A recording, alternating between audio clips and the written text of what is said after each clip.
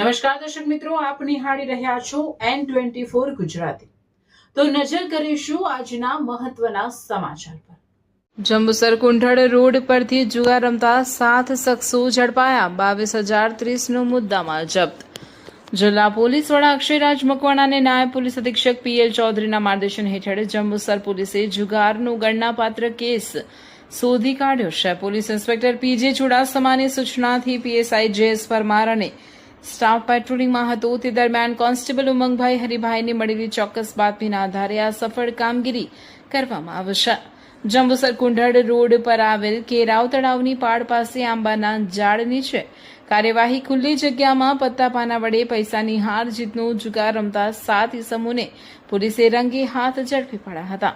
કબજે કરેલ મુદ્દામાલ રોકડા ₹10,530, મોબાઈલ નંગ 4, 11,500, કુલ મુદ્દામાલ 22,030। પકડાયેલા આરોપીઓ આરિફ કરીમ ઘોડાવાલા, ઉંમર વર્ષ 55, રહેવાસી national park society Jambusar.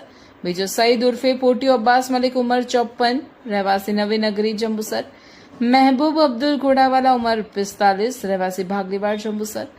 Iqbal Naushad Malik, ઉંમર વર્ષ 57, રહેવાસી જૈનવાડી જંબુસર। પાંચમો ઇમ્તિયાઝ યાસીન મલિક, ઉંમર વર્ષ 55, રહેવાસી જૈનવાડી જંબુસર। ઇકબાલ ગુલામ સૈયદ, ઉંમર વર્ષ 52, રહેવાસી નાઝ સિનેમા પાસે જંબુસર।